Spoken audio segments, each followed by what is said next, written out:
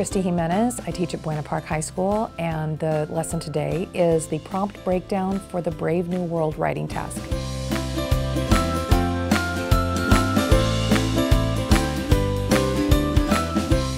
I am teaching the Brave New World module. There's the two choices, 1984 and Brave New World, and we happen to have chosen Brave New World here. The module offers 4 writing tasks. I gave them writing task number 4, and I am presenting to them the prompt for the very first time today. They're expecting it, but they have never seen it before.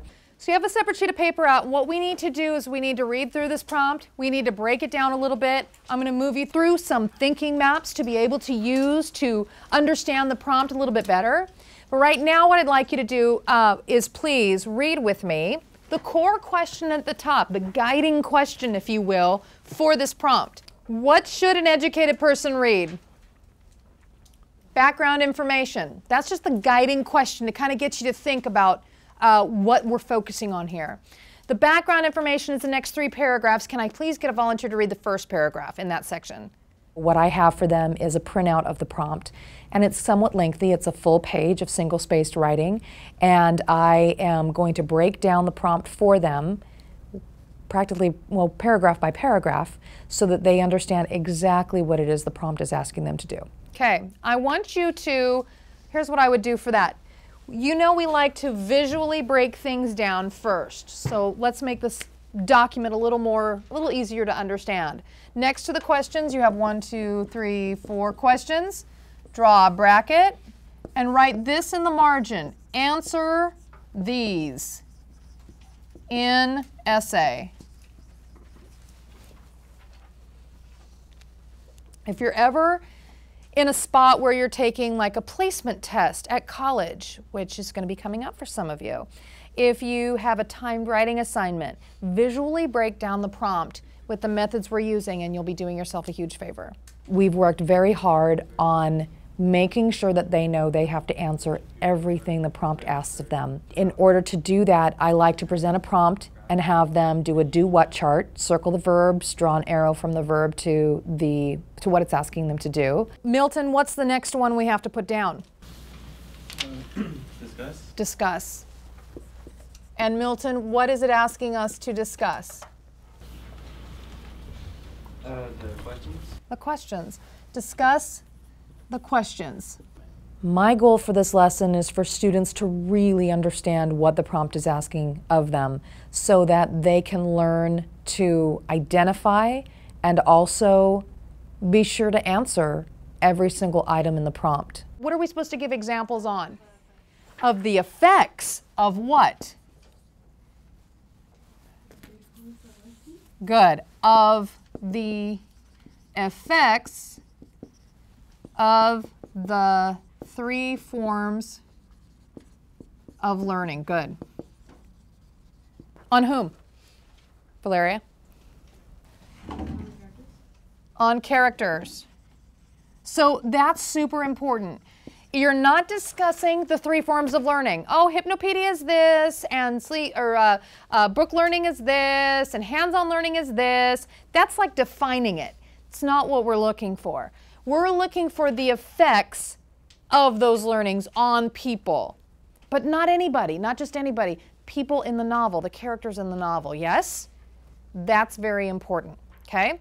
And then I expand that and take aspects from the do-what chart, and we do thinking maps so that it can really outline their thinking for them and help them understand where to pull that information from, really, for the prompt, for the essay.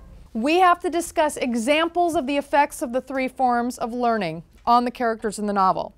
We have to break that down and write out how that's going to look, what that is. We're going to use circle maps. You remember circle maps? Okay? Now, yours are going to be large, very large circle maps.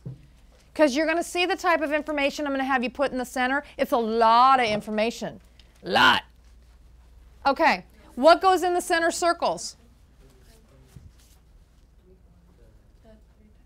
What? The 3 forms of learning. Good. Read them to me, Katrina. Reading books, sleep teaching, hands-on learning.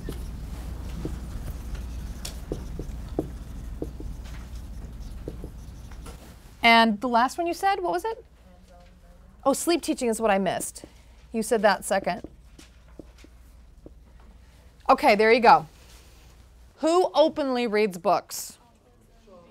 Ooh, alphas and betas. And now that in our brains we know who specifically has learned with the different methods, now we can discuss the effects on them. So here's what you would put inside the circle, guys. What are the effects of reading books on John? It made him question. It made him question things. Good point. ERWC doesn't really instruct teachers how to teach the prompts. The prompts are provided, and I really think that there's a lot of leeway for teachers to then instruct kids how they need to. Since I was trained in thinking maps, I have found that kids who didn't quite understand the writing tests, the light bulbs went on over their heads. Like, it was almost immediate. And absolutely, without a doubt, every kid has said, it has helped me so much to understand what's being placed before me. The prompts are worded very similarly to how a college professor would present a prompt. And these kids need to know that information. They need to know how to break down a prompt that is put before them in any scenario, any class. Discuss in your groups what to put in there.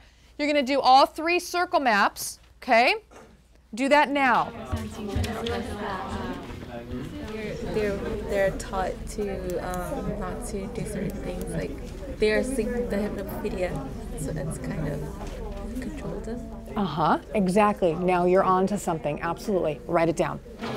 Right here, ancient form. So she's like probably older, so she knows something about, like, she just probably taught something in the past, and so she kept it going. So I guess she's like the only one besides the people she's been teaching over the years. She believes in a God. Is that part of it? Because he's able to read all these like religious works, so he kind of has like the time to think about these things. So skim the chapter. This is what I recommend. Skim chapter 17, okay? Maybe even assign a couple of pages to each of you to skim or to read thoroughly, just 2 pages, to get more answers about the controllers and how much they can read and how Mustafa Mann says it affects him or what it did to him. Okay, to have access to all those books, okay? Okay, you're on the right track. Did you guys have any questions? For sleep teaching? Yeah. World State? What about it? Is it like because they were like told things over and over again in their sleep that they became those things? Because they were meant to be them? Yes, so it affected them by defining them? Is that what I heard you say? Yeah. That's kind of what I heard you say. So yeah, you could write that down, absolutely. Yeah, that's a good one. My student teacher's name is Darlene Barron. She is from Cal State Fullerton. She has been with me all year, and she chose actually, after seeing this curriculum in action, to attend one of the 3-day trainings on her own. I'm going to have Ms. Barron walk around and weave in through the groups to answer any questions that you might have. I have to say that after she attended the training, I noticed kind of a jump in her ability to explain things to students. It was really interesting. I understand you guys, and that's why I'm going to send you to an island. I'm going to exile you elsewhere, right? So you get both perspectives. She and I really have come up with a good rapport regarding ERWC and how we're going to ask questions. And so to have another set of eyes looking at the materials that I'm going to present to students, it's kept me on my game, as having a student teacher often will. One more and then we'll wrap. Talk to me. It brainwashed the people so they don't have to question society for sleep teaching. Brainwashed. Don't question. Good, good.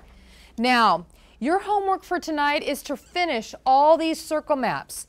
Finish adding in whatever you need to add in. And when you walk, don't shuffle, don't shuffle. When you walk into class tomorrow, you're going to have all of these completely done and ready to go, and we can move on to the next thinking map, which is the next piece of the prompt. Okay? I think, first of all, it's very engaging. There's a lot of things for the students to do. It grabs their attention. There's high stakes to it, so they know they have to keep their attention on it. And there's writing, and there's pausing, there's reflecting, there's group work, combined with the thinking maps, which they have said is their thinking on paper and reflected back to them. So it makes sense for students. When things make sense to the students, they clue in a lot more.